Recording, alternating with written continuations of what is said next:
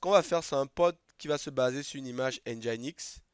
Donc on va avoir une image Nginx qui va être dans ce pod là et on va vérifier si on a après si notre Nginx tourne bien. Donc on va pouvoir créer le pod. Donc là, quand on crée sur un pod là, sur les fichiers YAML, de manière générale, il y a toujours la première ligne qui concerne l'API qu'on va utiliser. Donc nous on va utiliser l'API en version 1. On va définir le type que c'est. Donc c'est le pod. Voilà, il me complète directement. Donc là, on va enlever ça comme ça. Donc là, c'est le pod. Ensuite, il y a les métadonnées qu'on va donner. Donc nous, on va l'appeler KHGcode. Le label qu'on va mettre, on va aussi dire KHGcode. Donc ça, on va dire que c'est les specs de base, en fait, qui sont communs à tous vos éléments.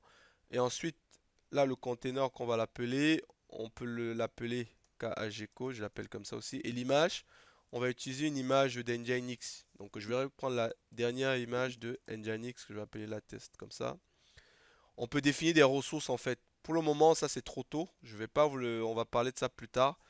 On va pas définir des ressources qui sur notre truc. Et là, on va définir le port. On va dire que notre pod, va tourner sur le port 80. Voilà.